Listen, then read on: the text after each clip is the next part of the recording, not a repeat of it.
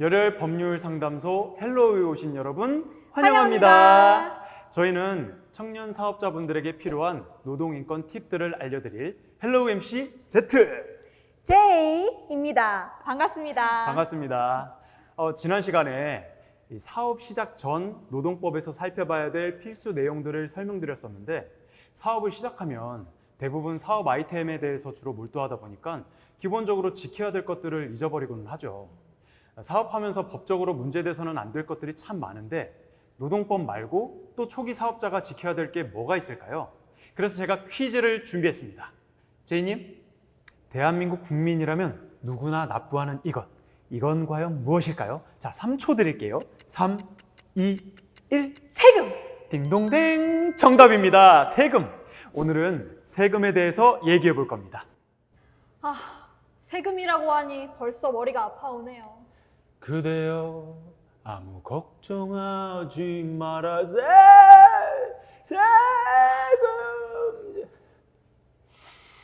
세금과 사업자 등록 관련해서 간단하고 기본적인 내용들만 살펴볼 테니까 너무 걱정하지 마시고 함께 천천히 살펴보도록 하죠. 우선 세금의 종류.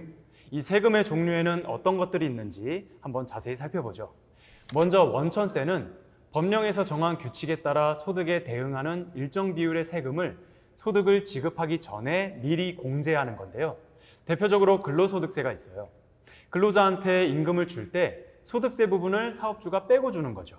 이때 근로소득세를 사업주가 미리 공제해서 근로자 대신 납부해 주는 거죠. 그리고 부가가치세는 소비세라고 하는데 모든 재화와 용역의 소비행위에 붙는 세금을 말합니다. 그리고 법인세는 1년 회계기간 동안 법인이 벌어들인 소득에 대해 납부하는 세금을 말합니다. 우선 세금의 종류라도 알고 있어야 사업자 등록을 한 후에 세금을 납부할 때 체크할 수 있으니까 자세한 내용은 한 번 더 확인해 보면 좋을 것 같네요. 네, 사업을 처음 시작하려면 사업자 등록부터 해야 되는데요. 만약 회사에서 매출이 없다면 사업자 등록을 하지 않아도 될 것 같지만 사업 행위라는 게 재화와 용역을 매입하는 행위와 매출하는 행위로 구분을 하다 보니 매출이 없어도 매입이 있다면 사업자 등록을 반드시 해야만 하는 거죠. 단, 그 매입이 사업과 관련이 없다면 사업 행위가 없기 때문에 사업자 등록을 하지 않아도 됩니다. 그럼 사업 행위를 했는데 사업자 등록을 하지 않으면요?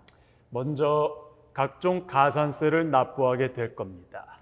그리고 세금 계산서 발행도 못하고 신용카드 등 결제도 어려워서 고객 확보나 매출 증대가 어려울 수 있죠. 또 사업자 등록이 안 돼 있으니까 나중에 소득세나 법인세 계산할 때 실제보다 과다하게 세금을 추징당할 수도 있습니다. 사업을 하기 위해선 역시 사업자 등록을 하는 게 여러모로 좋겠네요. 그런데 아무래도 사업 초기에는 실적이 없어서 매출이 없는 경우가 많을 텐데 그럴 때 세금 쪽에서 유의해야 할 게 또 있을까요?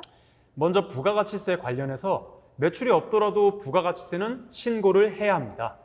왜냐하면 매출은 없다 하더라도 매입은 있을 수 있고 매입 시 지급했던 부가가치세 매입 세액을 과세사업자라면 환급받을 수도 있거든요. 그러니까 세금 계산서나 신용카드 등 매입으로 인해서 매입 세액이 있다면 매출이 없더라도 부가가치세를 신고하는 게 좋겠네요. 환급받기 위해서라도. 그렇죠. 그리고 무실적이라고 하더라도 수익과 비용이 전혀 없고 이익도 없고 손실도 없는 경우라면 세무상의 불이익은 없어요.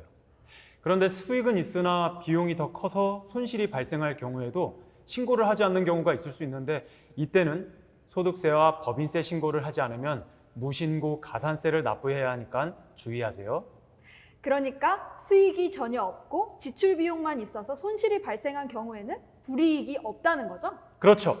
불이익은 없어요. 그런데 그런 경우 신고를 해서 결손금을 인정받게 되면 나중에 이익이 생긴 경우 그 이익에서 결손금을 차감할 수 있어서 미래 과세 대상 소득을 줄여 소득세나 법인세를 절감하는 효과를 누릴 수 있죠. 미래의 절세를 위해서 수익이 없고 비용만 있었어도 신고하면 좋겠죠? 역시 세금은 성실히 납부하면 그만큼 이익으로 돌아오는 것 같아요. 그렇죠. 납세의 의무를 지키며 성실히 세금을 납부하는 게 청년 사업자의 기본 자세가 아닐까요?